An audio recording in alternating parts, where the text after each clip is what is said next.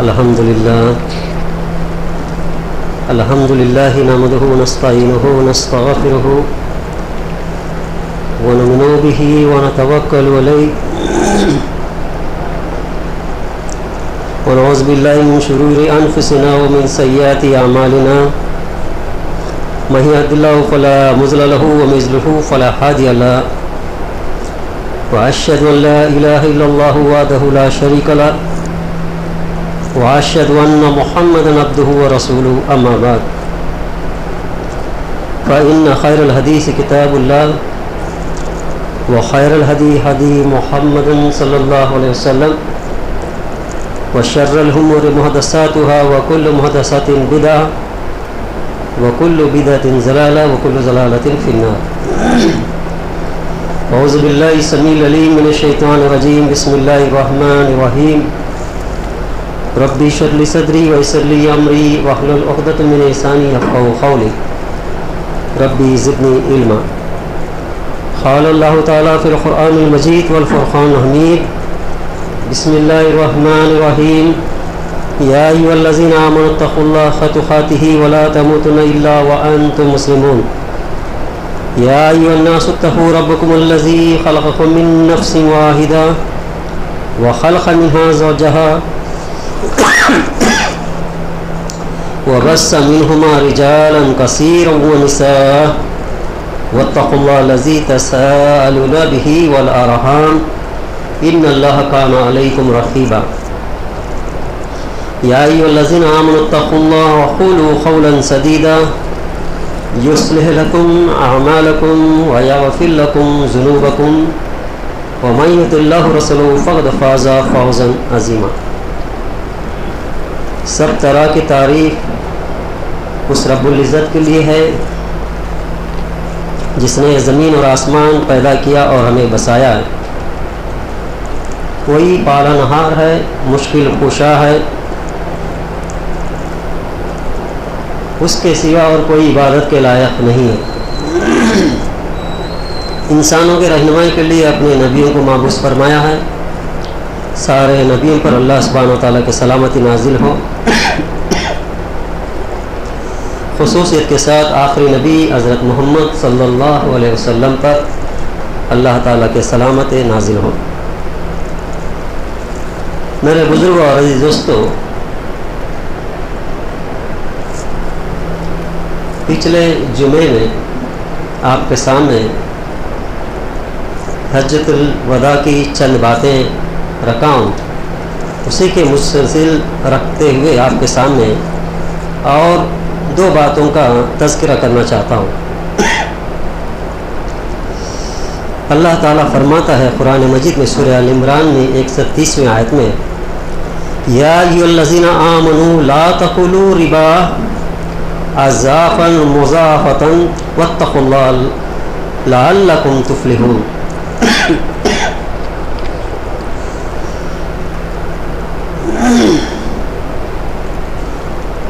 حجۃ الوداع کے چند باتوں میں سب سے اول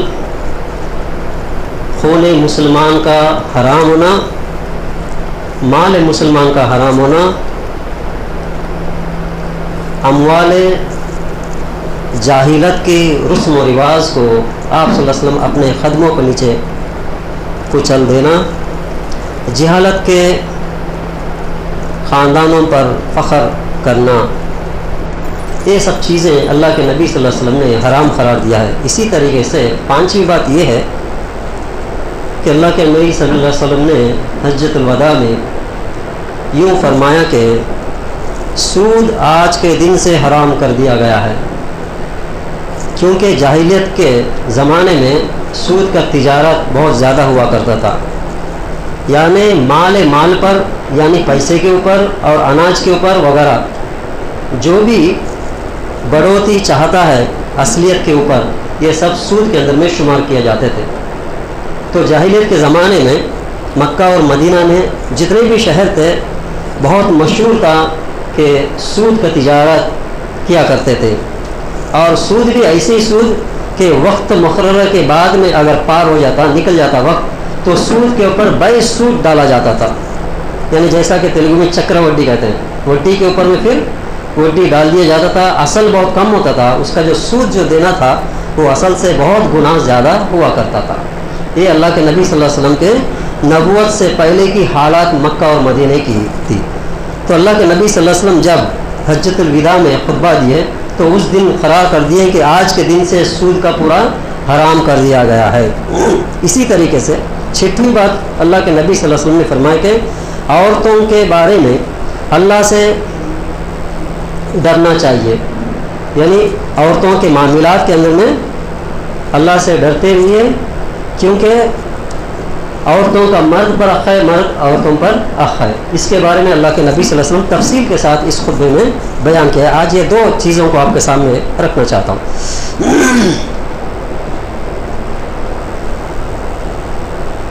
جس پچھلے خطبے میں کہ 4 کام کے بارے میں بھی ذکر کیا ہوں کہ میری امت میں آ جائیں گے، کہ یہ 4 کام جو ہے اثر حسد اور نسب پر، یعنی بڑھوتی خاندانوں کے اوپر فخر گمنڈ کرنا، ایسے ہی اونچ نیچ کا دوسری بات بتائیں۔ اسی طریقے سے چوتھی بات ہے جو میت پر شوق کرنا۔ اسی طریقے سے آج جو ہے سود کے بارے میں سورہ ال عمران کی آیت آپ کے سامنے پیش کروں۔ اسی طریقے سے سورہ بقرہ کی آیت بھی سود کے متعلق آیا ہے اور سورہ روم میں بھی ذکر آیا ہے۔ اسی کے مسلسل میں آپ کے سامنے سورہ ال عمران کی 130ویں آیت پیش کیا ہوں۔ اس کا ترجمہ یوں ہے، اے ایمان والو تم بڑا چڑھا کر سود نہ کھاؤ اور اللہ تعالیٰ سے ڈرو تاکہ تم کامیاب پا جاؤ۔ یعنی اے ایمان والو، جس نے اللہ اور نبی پر ایمان لے آئے ان کو مخاطب ہے کہ تم بڑا چڑھا کر کے سود نہ کھایا کرو اور اللہ تعالیٰ سے ڈرو تاکہ تم کامیاب پا جاؤ۔ اسی طریقے سورہ بقرہ کی آیت ہے، اے ایمان والو تم اللہ تعالیٰ سے ڈرو اور اگر تم سچے مومن ہو تو جو سود باقی رہ گیا ہے اسے چھوڑ دو، اگر تم ایسا نہیں کرو تو اللہ تعالیٰ سے اور اس کے رسول سے جنگ کرنے کے لیے تیار ہو جاؤ۔ ہاں اگر توبہ کر لو تو تمہارا اصل مال تمہارا ہی ہے، نہ تم ظلم کرو جاؤ گے اور نہ تم پر ظلم کیا جائے گا۔ یعنی اس آیت سورہ بقرہ کی آیت پر غور و فکر کرنے کی بات یہ ہے کہ پوری قرآن کریم کے اندر میں جو 114 صورتیں ہیں، قرآن میں 30 پارے ہیں، کہیں بھی اللہ سبحانہ وتعالیٰ جنگ کا اعلان، یعنی اللہ اور نبی سے جنگ کرنے کا اعلان کہیں ذکر نہیں کیا ہے۔ ہاں توحید رسالت آخرت کے بارے میں چند باتیں ہیں، وہاں پر اللہ تعالیٰ نے کئی موقع پر جنگ کرنے کا حکم دیا ہے، لیکن یہاں پر اس آیت کے اندر میں جو سورہ بقرہ کی آیت ہے اس کے اندر میں سود کے بارے میں، جو سود جو انٹرسٹ جو ہے اس تجارت کے بارے میں یہاں پر بتایا گیا ہے کہ اے ایمان والو تم اللہ تعالیٰ سے ڈرو اور اگر تم سچے مومن ہو تو جو سود باقی رہ گیا ہے اسے چھوڑ دو، یہاں تک کا جو معاملہ ہے اس کو چھوڑ دو۔ ہاں اگر توبہ کر لو تو تمہارا اصل مال تمہارا ہی ہے، اگر یہاں سے توبہ کر لو اس کے ذکر میں نہ جاؤ، نہ تم ظلم کرو اور نہ تم پر ظلم کیا جائے گا۔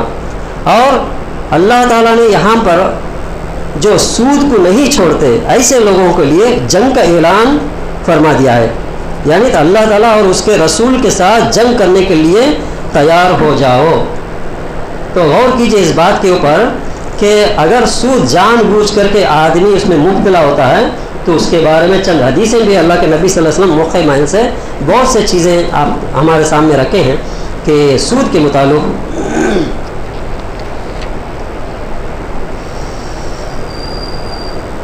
ایک حدیث ہے کہ ابن ماجہ کی، سود میں 70 گناہ ہیں، سود کے معاملے میں 70 گناہ ہیں اور اس کا سب سے ہلکا گناہ ایسا ہے جیسے کوئی آدمی اپنی ماں سے نکاح کر لے۔ ابن ماجہ کی حدیث ہے، یعنی 70 درجے ہیں اس کے اندر میں آخر چھوٹا درجہ جو ہے وہ درجہ یوں ہے کہ وہ اپنی ماں سے نکاح کرے۔ اور دوسری روایت میں ہے کہ اللہ کے نبی صلی اللہ علیہ وسلم نے فرمایا کہ سود کے 72 درجے ہیں، یعنی 2 اور 70 کے بعد 72 درجے ہیں، اور اس کا سب سے ہلکا گناہ، اس کے اندر میں سب سے ہلکا گناہ جیسا کوئی شخص اپنی ماں سے زنا کرے۔ یہ طبرانی کی حدیث ہے۔ تو غور کیجئے کہ سود کا کتنا بڑا مذمت ہے اسلام کے اندر میں، اور سود کی حرمت کے جانتے ہوئے اس کا 1 درہم کھانا، یعنی جان پوچھ کر جاننے کے بعد 1 درہم کھانا اللہ کے نزدیک 36 مرتبہ زنا کرنے سے بھی زیادہ ہے۔ سلسلۃ الحدیث صحیحہ کا ہے یہ جو حدیث ہے، یعنی سود کی حرمت بہت ہی خطرناک ہے۔ اور رسول اکرم صلی اللہ علیہ وسلم نے اپنا ایک خواب بھی بیان فرمایا ہے کہ اللہ کے نبی صلی اللہ علیہ وسلم، نبیوں کا خواب بھی ایک وہی ہوتا ہے، اس کے اندر سے یہ ہے کہ بہت لمبی چوڑی حدیث ہے، بخاری کی حدیث ہے، چند ملامات جبرائیل علیہ السلام سے دیکھا جاتا ہے، تو ایک ایک سوال کرتے جاتے ہیں تو وہ ایک ایک جواب جبرائیل علیہ السلام دیتے جاتے ہیں۔ وہاں اس کے اندر میں ایک ٹکڑا یہ ہے کہ جبرائیل علیہ السلام نے کہا آگے چلو، تم آگے چلو گے حتیٰ کہ ہم چلے گئے، حتیٰ کہ ہم نے خون کی ایک نہر پر پہنچا، خون سے بھرا ہوا ایک بہت بڑا نہر ہے، وہاں پر پہنچے جبرائیل علیہ السلام اور آپ صلی اللہ علیہ وسلم وہاں پر پہنچے۔ ایک آدمی اس کے اندر کھڑا ہوا تھا اور دوسرا اس کے کنارے میں تھا۔ ایک آدمی خون کے بیچ میں کھڑا ہوا تھا نہر کے اندر میں، ایک آدمی اس کا کنارے میں کھڑا ہوا ہے۔ کنارے پہ کھڑا ہوا آدمی کے سامنے ایک پتھر کھڑا ہوا ہے۔ اندر کھڑا ہوا آدمی جب باہر نکلنے کی کوشش کرتا تو کنارہ پر کھڑا ہوا آدمی وہ پتھر اس پر مارتا رہتا ہے، اس کی جگہ پھر واپس لوٹ جاتا ہے۔ وہ بار بار ایسا ہی کرتا ہے۔ ایک آدمی خون کے نہر میں پڑا ہوا ہے، ایک آدمی کنارہ میں ہے، یہ آدمی جب وہ باہر آنا چاہتا ہے تو یہ آدمی اس کو پتھر سے مار کر اندر کر دیتا ہے۔ یہ سلسلہ لگاتار چلتے جا رہا ہے۔ تو آپ صلی اللہ علیہ وسلم نے پوچھا، میں نے پوچھا یہ کیا ہے، جبرائیل علیہ السلام سے آپ صلی اللہ علیہ وسلم نے سوال کیا یہ کیا چیز ہے؟ انہوں نے کہا کہ آگے چلو۔ ہم نے آگے چلے گئے، اس کے بعد میں اور آگے چلے گئے اور کچھ لمحات دیکھے، پھر وہاں پر آپ صلی اللہ علیہ وسلم سے جبرائیل علیہ السلام نے فرمایا کہ جسے آپ نے خون کی نہر میں دیکھا تھا وہ سود خور تھا، وہ آدمی یعنی سود کا تجارت کھانا وغیرہ جو تجارت کرتا تھا، جو سود کا بیپار جو کرتا تھا، وہ آدمی تھا جو خون کے لوتڑے میں پڑا ہوا تھا، جو کنارے والا آدمی اس کو مارتے اسے اندر میں رکھا۔ یہ بخاری شریف کی حدیث ہے۔ یعنی اس بات سے یہ واضح ہوتا ہے کہ جو سود خوری ہے اس کا سزا کیا ہے۔ اور حضرت جابر رضی اللہ عنہ کا بیان ہے کہ رسول اکرم صلی اللہ علیہ وسلم نے لعنت بھیجی، یعنی اللہ کے نبی صلی اللہ علیہ وسلم کچھ موقع پر لعنت بھیجے، اس میں ایک لعنت یہ ہے کہ سود کھانے والے پر، سود کھلانے والے پر، اس کے لکھنے والے پر اور اس کے گواہوں پر۔ یہاں پر دیکھیے رسول اللہ صلی اللہ علیہ وسلم نے لعنت بھیجی ہے سود کھانے والے پر، پہلا سود کھلانے والے پر، یعنی سود دینا اور لینا دونوں ہو گئے، اس کے لیے لکھنے والا، بیچ میں جو رہتا آدمی لکھنے والا، تحریر کرنے والا، پھر اور اس کی گواہیوں پر، جس نے گواہی سائن جو کرتا ہو، یہ سب آپ صلی اللہ علیہ وسلم نے فرمایا کہ یہ سب گناہ میں برابر ہے۔ جتنے بھی یہ لوگ ہیں جو لینے والا، دینے والا، لکھنے والا اور گواہی رہنے والا، یہ پورے سے پورے اس گناہ کے اندر میں برابر ہے۔ برادران اسلام، لوگ یہ سمجھتے ہیں کہ سود سے مال بڑھتا ہے۔ لوگ کیا سمجھتے ہیں؟ سود کا جو تجارت، وڈی کا جو تجارت کرتے ہیں اس کی وجہ سے پیسہ بڑھتا ہے اور اس میں اضافہ ہوتا ہے۔ حالانکہ اللہ رب العزت نے سورہ روم کے اندر میں فرمایا اور تم لوگ جو سود دیتے ہو تاکہ لوگوں کے اموال میں اضافہ ہو جائے تو وہ اللہ کے نزدیک نہیں بڑھے گا، اور تم لوگ جو زکوٰۃ دیتے ہو اللہ کے رضامندی حاصل کرنے کے لیے اسے ہی اللہ تعالیٰ نے بڑھا دیتا ہے۔ یعنی سود کا تجارت جتنا بھی ہمیں نظر آتا ہے کہ پیسہ بڑھ جاتا ہے، لیکن حقیقت میں وہ بڑھتا نہیں ہے، وہ اپنے گناہ بڑھا لیتا ہے۔ تو سود کو حرام قرار دیا ہے، تجارت کو حلال ہے، یعنی بزنس کرنا صحیح ہے لیکن سود کے اوپر کرنا یہ حرام ہے اسلام کے اندر میں۔ لوگ کیا سمجھتے ہیں کہ سود کا پیسہ جو ہے وہ بڑھتا ہے، لیکن حقیقت میں نہیں ہے۔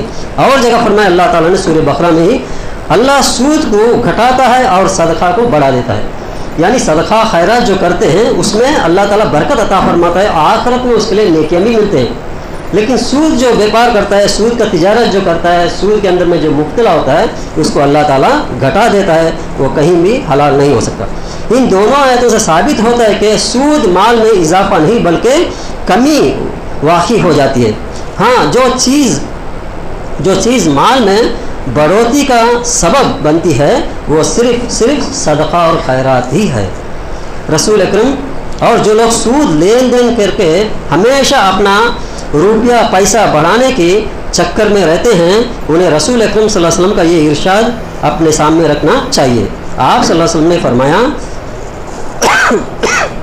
کوئی شخص چاہے کتنا سود لے لے اس کا انجام آخرت کار خلب اور خسارہ میں ہوگا۔ خلت اور خسارہ میں ہی ہوگا، یعنی وہ کبھی نہ کبھی وہ نقصان پائے گا ہی۔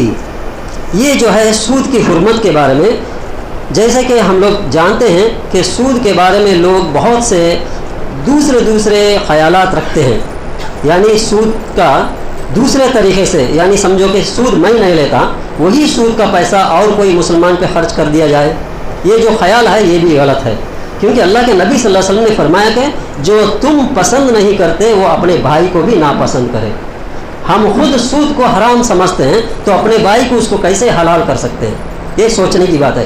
جب تک وہ مومن مسلمان نہیں ہو سکتا جب تک کہ اپنے لیے پسند کرے، وہ ہمارے بھائی کے لیے پسند کرے۔ کچھ لوگ فتویٰ دے دیتے ہیں کہ سود تو ہم نہیں کھائیں گے، وہ پیسہ اپنے بھائی کا کسی غریب کو یا کوئی قرض میں ڈوبا ہے اس کا پھیر دیا جائے۔ لیکن یہ بھی جو حرام ہے وہ حرام ہی ہے۔ اللہ تعالیٰ جس کو حرام کہہ دیا وہ حرام ہی ہوگا، ہمارے لیے کیوں نہ ہو، ہمارے بھائی کے لیے کیوں نہ ہو۔ یہ صحیح ایمان کا ایک تقاضا ہے۔ اسی لیے جو سود ہمارے کو جو آنے والا ہے اس کو چھوڑ دینا ہی ہمارے لیے کامیابی کا راستہ ہے۔ اور کچھ لوگ فتویٰ یوں دیتے ہیں کہ اس پیسے کو لے کر کے کہیں مسجد کو لگا دیا جائے، کہیں یتیم خانہ بنوا دیا جائے، یا کوئی مدرسہ کو دے دیا جائے۔ یہ بھی لوگوں کا خیال ہوتا ہے، لیکن یہ بھی اسلام کے اندر میں جائز نہیں۔ جب اللہ تعالیٰ نے آپ کو حرام قرار دیا ہے، آپ کے سوچ کے مطابق جتنا بھی فائدہ کیوں نہ ہو، جو حرام ہے وہ حرام ہی ہوگا، اس کو کوئی حلال نہیں کر سکتا۔ صرف حلال کو حرام کرنا، حرام کو حلال کرنا صرف اللہ تعالیٰ کے اختیار میں ہے اور کسی کے اختیار میں نہیں ہے۔ کہ لوگوں نے مفتیوں کا جو فتویٰ ہے اس کے اوپر عمل کرتے لوگ، لیکن سوچتے نہیں کہ اللہ کا حکم کیا ہے، نبی کریم صلی اللہ علیہ وسلم کا حکم کیا ہے۔ تو غور و فکر کیجئے، سود کی جو چیز ہے یہ ہر طریقے سے سود، یعنی کسی نے کار بھی لیا لون میں، کسی نے گاڑی لیا لون میں، کسی نے تجارت کے بارے میں لون لیا، یا کچھ بھی ہو، یہ سب ہے سود کے دوسری رقم کے ایک چال ہے، شیطانی چال۔ اس سے بھی پرہیز کرنا چاہیے۔ ہاں، ہمارا جو پیسہ بینک میں جو رہتا ہے اس سے سود سے بچانے کے لیے کچھ اختیار کرنی چاہیے۔ سمجھو کہ میرا پیسہ 1 لاکھ روپیہ بینک میں رکھا ہے، جب اس کے اوپر میں 1 مہینہ گزرتا ہے تو وہ انٹرسٹ ڈال دیتا ہے۔ تو ایسا کیا جائے کہ ہر 15 دن یا ہفتہ میں ایک بار اس کو ٹرانزیکشن کیا جائے، اس کو نکالا یا ڈالا جائے، تو اس کے اوپر میں سود وہ نہیں دے گا۔ یعنی جہاں تک ہو سکے، ممکن ہو تو سود سے بچنے کے لیے کوشش کرنی چاہیے۔ اللہ عالم اگر کچھ غلط سے ہو گیا ہمارے علم کے بغیر تو اللہ تعالیٰ ضرور معاف کرنے والا ہے، لیکن بندہ جب تک کوشش نہیں کرے گا تو اللہ تعالیٰ بھی اس کے لیے کوئی راستہ نہیں کھولے گا۔ جہاں تک ہو سکے سود سے بچنے کے لیے کوشش کرنی چاہیے، کیونکہ سود کا بہت بڑا گناہ ہے۔ سوچ لیجیے کہ اللہ کے نبی صلی اللہ علیہ وسلم نے کیا فرمایا کہ سگی اپنی ماں سے زنا کرنے کا گناہ، یہ دیکھیں کتنی بڑی گناہ ہے۔ اللہ تعالیٰ کے عبادت کے بعد، نبی صلی اللہ علیہ وسلم کے پیروی کے بعد اگر کسی کا حکم ہے تو صرف ماں باپ کا حکم آیا ہے قرآن کریم میں۔ تو ماں باپ کا اتنا مقام ہے، اگر سود کا تجارت کریں گے ہم، یعنی انٹرسٹ کا بزنس کریں گے، لین دین کریں گے، اگر اس کے اوپر میں لاپرواہی بھی کریں گے ہم تو بہت بڑے گنہگار بن جائیں گے۔ جہاں تک ہو سکے اس سے بچنے کے لیے کوشش کیجیے۔ اور آئیے اللہ کے نبی صلی اللہ علیہ وسلم نے سود کی مذمت کے بعد میں کیا فرمایا؟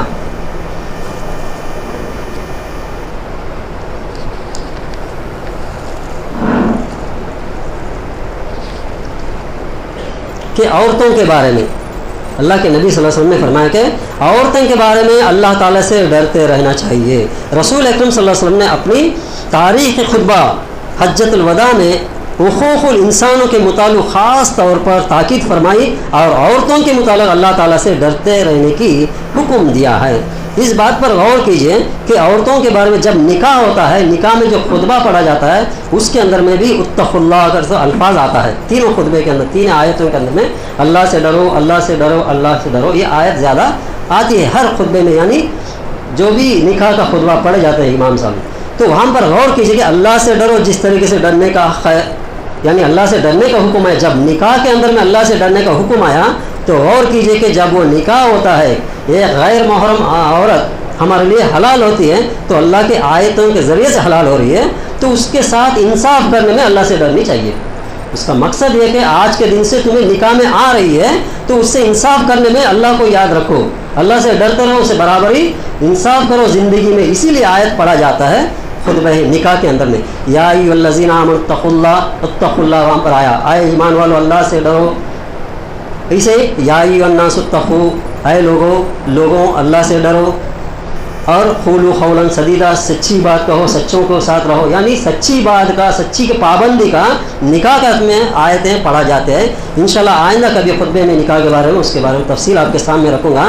کہنے کا مقصد یہ کہ عورتوں کے بارے میں جو حقوق ہے ان کا ادا کرنے میں اللہ سے ڈرتے ہوئے ان کے ساتھ برتاؤ کرو، یہ اللہ کے نبی صلی اللہ علیہ وسلم نے فرمایا. اس بات کی دلیل ہے کہ اسلام نے خواتین ان کے بنیادی حقوق سے محروم نہیں کیا جائے گا. آج کل کے سلسلے میں ہر روز کہیں نہ کہیں اخباروں میں دیکھا جاتا ہے، سنا جاتا ہے کہ اسلام کے اندر میں عورت کا مقام نہیں ہے، لیکن حقیقت میں جو اسلام نے عورتوں کو جو مقام دیا اور کوئی مذہب نہیں دیا ہے. جیسے کہ آپ جانتے ہیں کہ ستی سہاگن ہم کہتے ہیں، جیسا کہ اس زمانے میں جب مرد مر جاتا تو عورت کو بھی جلا دیا جاتا تھا، اس زمانے میں تھے. اور اگر عورت اپنا زندگی گزارنا ہے، لوگوں کے اندر میں باہر دکھنے کے لیے جانا ہے، تو ان لوگوں کے لیے، عورتوں کے لیے ٹیکس بھی بندھا جاتا تھا. ایسے بہت سے غیر قوم کے اندر بہت سے رولس اینڈ ریگولیشن تھے، لیکن اسلام کے اندر میں عورت کا یہ مقام دیا ہے کہ اسلامی شریعت کے اندر میں صرف عورت کو وہ مقام دیا ہے کہ جو مرد کو نہیں دیا گیا. غور کیجیے، اللہ کے نبی صلی اللہ علیہ وسلم نے فرمایا کہ اگر تمہاری ماں باپ زندہ ہے تو جہاد جانے سے بہتر کہ ان کی خدمت کرو. اور جگہ فرمایا اللہ کے نبی صلی اللہ علیہ وسلم آپ کی ماں کے قدموں کے نیچے جنت ہے. ایک صحابی نے کہا کہ زیادہ حقدار کون ہے میرے، میں کن کے اوپر میں زیادہ حق ادا کروں؟ تو اللہ کے نبی صلی اللہ علیہ وسلم نے تمہاری ماں ہے. پھر سوال کیا کہ کون حقدار ہے؟ تمہاری ماں ہے. اور کون حقدار ہے؟ تمہاری ماں ہے. اور کون حقدار ہے؟ تمہارا باپ ہے. یعنی ماں کا جو درجہ ہے 3 گنا بتایا گیا ہے. یعنی عورت کا مقام اسلام کے اندر میں اتنا ہے کہ عورت کے ذریعے سے ہی نبی رسول وغیرہ جو متقی پرہیزگار اور جو ولی اللہ جو بھی گزرے ہیں، ایک عورت کی پرورش کے اندر میں ہی یہ سب آیا ہے. اس کو یاد رکھنی چاہیے اسلام کے اندر میں عورت کا کیا مقام ہے. اسی طریقے سے قرآن پاک کے اندر میں عورت کے بارے میں سورہ ہے، سورہ نمبر 4 ہے، سورہ نساء، یعنی عورت کے نام کے اوپر میں ایک سورہ ہے. اسی طریقے سے مریم علیہ السلام کے بارے میں سورہ 18 میں اللہ تعالیٰ نے 19 میں سورہ مریم نازل فرمایا. اسی طریقے سے آسیہ، فرعون کی بیوی جو ہے، آسیہ کے بارے میں ذکر ہے بنی اسرائیل کے اندر میں، سورہ صاد کے اندر میں، سورہ القصص کے اندر میں. یعنی ایک عورت کا مقام کے بارے میں اسلام نے جتنا قرآن کریم میں جو تذکرہ کیا ہے اور کوئی آپ کی کتابوں میں نہیں ملے گا. اور آگے چاہیے کہ مریم علیہ السلام، آسیہ علیہ السلام کے بارے میں بہت بڑی تفصیل کے ساتھ قرآن میں آیا ہے. اسی طریقے سے حدیثوں کے بارے میں جو اللہ کے نبی صلی اللہ علیہ وسلم کے حدیثیں جو روایت کرتے ہیں، چاہے بخاری، مسلم، ابو داؤد، ترمذی، نسائی، ابن ماجہ، جتنے بھی حدیث کی کتابیں لے لیجئے، اس کتابوں کے اندر میں اکثر حدیثیں جو ہے عائشہ صدیقہ رضی اللہ عنہا کے آپ کو مل جائیں گے. یعنی حدیثیں جو روایت کرنے والے ہیں، مرد سے زیادہ عورت کا مقام اسلام کے اندر میں دیا ہے. اسی طریقے سے سب سے پہلے اسلام قبول کرنے والے جو اللہ کے نبی صلی اللہ علیہ وسلم جب غار حرا سے گھر آئے تھے، سب سے پہلے اسلام قبول کرنے میں خدیجہ رضی اللہ عنہا نے اسلام قبول کیا ہے. یعنی عورت کا مقام اسلام کے اندر میں بہت سے زیادہ ہیں. کبھی انشاءاللہ اسلام کے اندر عورت کا مقام کیا ہے، اس عنوان پر انشاءاللہ آگے چند باتیں آپ کے سامنے رکھوں. اور اسلام کے اندر میں سب سے پہلے شہید ہونے والے سمیہ رضی اللہ عنہ ہے. یعنی اسلام کے بارے میں، اسلام کے لیے جان دینے والے سب سے پہلے اللہ کے راہ میں شہید ہونے والے جو سمیہ رضی اللہ تعالیٰ عنہ ہیں. اسی طریقے سے آپ چلے جائیے تو صلح حدیبیہ تھا، ایک مکہ اور مدینہ کے لوگوں کے اندر ایک صلح تھا، ایک رولس اینڈ ریگولیشن لکھے گئے تھے کہ مدینہ کے لوگ اگر مکہ جائیں گے تو ان کو چھوڑ دیا جائے گا، اگر مکے کے لوگ مدینہ جائیں گے تو ان کو نہیں چھوڑا جائے گا. یہ جو صلح تھا اللہ کے نبی صلی اللہ علیہ وسلم کے اور مکہ کے جو کافروں کے اندر جو رولس اینڈ ریگولیشن تھے، اس ٹائم میں اللہ کے نبی صلی اللہ علیہ وسلم حج کرنے کے لیے مدینہ سے مکہ گئے تھے، تو بیچ میں روک دیا گیا تھا. صلح حدیبیہ ہوا تھا، وہاں پر اللہ کے نبی صلی اللہ علیہ وسلم کو جب مکہ جانے کے لیے حکم نہیں ہوا، رک گئے تھے، تو اللہ کے نبی صلی اللہ علیہ وسلم صحابہ کرام سے کہیں کہ چلو یہیں پر ہم لوگ قربانی کر لیں گے. تو صحابہ کرام نے انکار کیا کہ نہیں جائیں گے، ہم لوگ کسی حال میں جائیں گے. تو اللہ کے نبی صلی اللہ علیہ وسلم کہیں کہ نہیں ادھر ہی ہم لوگ کر لیں گے. تو نہیں مانے، تو بہت ہی غمگین تھے آپ صلی اللہ علیہ وسلم، فکر مند تھے کہ بیٹھیں کہ کیا ہوگا، وہی آنا چاہیے، انتظار کر رہے تھے کیا کیا جائے اس کے بارے میں. تو اتنے میں سلمہ رضی اللہ عنہ نے مشورہ دیا کہ اے اللہ کے نبی صلی اللہ علیہ وسلم آپ شروع کر دیجئے، قربانی الگ کر لیجئے، بال نکال لیجئے، باقی صحابہ سب کر لیں گے. تو ایک عورت کے مشورے کے اوپر میں اللہ کے نبی صلی اللہ علیہ وسلم کو اللہ تعالیٰ نے اس عمل کو دیا جو ایک عورت کا پیچھے ہاتھ ہے اللہ کے نبی صلی اللہ علیہ وسلم کے ساتھ. جو بھی اللہ کے نبی صلی اللہ علیہ وسلم تکلیف مصیبت آئے تو امت المومنین نے بہت سے سہارا دیے. اس سے یہ بات معلوم ہوتی ہے کہ شریعت کے اندر، اسلام کے اندر میں عورت کا کتنا بڑا مقام ہے. تو بہرحال آپ کے سامنے رکھنے کا مقصد یہ ہے کہ اللہ کے نبی صلی اللہ علیہ وسلم حجۃ الوداع میں جو حرام قرار دیے، جیسا کہ ایک مسلمان دوسرے مسلمان کا خون کرنا، اسی طریقے سود کھانا، سود لینا، سود پر تجارت کرنا، سود پر جو بھی آپ لوگ گھر کے لیے لے ہو یا گاڑی کے لیے لے ہو یا کچھ بھی، یہ سب اسلام کے اندر میں حرام ہے۔ جہاں تک ہو سکے اس سے پرہیز کرنی چاہیے، بچنے کی کوشش کرنی چاہیے۔ اللہ سبحانہ و تعالیٰ ہم سب کو اس سود کی جو مذمت ہے، وہ جو بہت بڑی کبیرہ گناہ سے اللہ تعالیٰ ہم سب کو محفوظ رکھے۔ آمین وآخر دعوانا الحمدللہ رب العالمین۔ الحمدللہ والصلاة والسلام علی رسول کریم، اما بعد، اعوذ باللہ السمیع العلیم من الشیطان الرجیم، بسم اللہ الرحمن الرحیم۔ ایک ہی آپ کے سامنے حجۃ الوداع کے اللہ کے نبی صلی اللہ علیہ وسلم حج کے اندر میں جو بیانات کیے تھے، اس کے اندر سے چند باتیں ہر جمعے میں رکھتے چلے آ رہا ہوں۔ تو میرے بزرگوں اور عزیز دوستوں، یہ جو ذی الحجہ کا مہینہ ختم ہونے جا رہا ہے، ذی الحجہ کا مہینہ یعنی اسلامی کیلنڈر کے اندر میں آخری مہینہ ہے۔ اس کے بعد میں محرم کا مہینہ شروع ہونے والا ہے، انشاءاللہ کل چاند دکھے گا یا پرسوں، تو محرم کا مہینہ شروع ہو رہا ہے۔ تو ہمیں غور و فکر کرنی چاہیے کہ ہماری زندگی کے اندر میں یہ ایک سال گھٹ گیا، یعنی ہماری جو حیات ہے، اللہ تعالیٰ نے جو بھی لکھا ہے، جتنے بھی 40 50 80 سال جو بھی لکھا ہے، تو اس کے اندر سے یہ سمجھے کہ ہماری زندگی میں یہ ایک سال گھٹا ہوا ہے کہ ہم موت کے قریب جا رہے ہیں، ہم موت کے قریب جا رہے ہیں۔ تو ہمیں یہ سوچنی چاہیے کہ نہ خوشی کریں نہ غم کریں، صرف سوچنی چاہیے کہ ہم قبر کے قریب جا رہے ہیں، ہمارے اعمال ہم کہاں تک کریں، بس اس کی محاسبہ کرنی چاہیے ہماری زندگی کے بارے میں۔ ہم کتنی ایک سال کے اندر میں کتنے اچھے کام کیے ہیں، کتنے برے کام کیے، کیا عمل ہم میں تبدیلی آئی یا نہیں آئی، یہ غور و فکر کرنے کی مقام ہے، کیونکہ آئندہ سال محرم آنے والا ہے۔ اور افسوس سے کہنا پڑتا ہے کہ محرم جو اسلامی شریعت کا پہلا مہینہ ہے، اسلامی شریعت کا جو سال ہے اس کے اندر میں سب سے پہلا مہینہ ہے۔ تو اس مہینے کو ہم لوگ استقبال کر سکتے ہیں، کس سے کرنی چاہیے کہ جو محرم کے بارے میں اللہ تعالیٰ نے قرآن میں کیا کہا، سورہ توبہ کے اندر میں، کہ لوح محفوظ میں 12 مہینوں کی نام ہے، اس میں 4 حرمت والے مہینے یعنی حرام حرمت والے مہینے ہیں، کیا ہے؟ ذی القعدہ، ذی الحجہ، محرم، رجب، یہ 4 مہینے جو ہے حرمت والے مہینے 12 مہینوں میں۔ تو محرم کا مہینہ بھی حرمت والا مہینہ ہے، یعنی اللہ کا فیصلہ پہلے دیکھنا ہے کہ محرم کے بارے میں کیا ہے۔ محرم جو ہے اللہ کے نظر میں حرمت والے مہینے میں ایک مہینہ ہے۔ تو اس مہینے میں کیا کرنی چاہیے، اللہ تعالیٰ نے فرما دیا، تو فرمان کے مطابق کیا کرنی چاہیے کہاں ملے گا؟ اللہ کے نبی صلی اللہ علیہ وسلم کے سنت میں مل جائے گا۔ تو اللہ کے نبی صلی اللہ علیہ وسلم محرم کیسے کیا کرتے تھے، محرم کے مہینے میں انہوں نے 60 پر 3 سال کیسے زندگی گزارے، اگر ہم مطالعہ کریں گے تو نہ علمے نکالے، نہ پھول کھودے، نہ ناچ گانا بنائے، نہ قوالی بنائے، نہ خبروں کی زیارت کی۔ اللہ کے نبی صلی اللہ علیہ وسلم نے محرم میں کیا کیا؟ 2 روزے رکھے ہیں، محرم کا 9 تاریخ اور 10 تاریخ کا روزہ رکھنے کے لیے حکم دیا۔ آپ صلی اللہ علیہ وسلم نے 10ویں تاریخ کا روزہ رکھے ہیں۔ کس لیے رکھے ہیں؟ کہ موسیٰ علیہ السلام کو اللہ تعالیٰ نے فرعون کی لشکر سے بچایا ہے۔ یہ بہت بڑی لمبی واقعہ انشاءاللہ آئندہ جمعے میں آپ کے سامنے ہے۔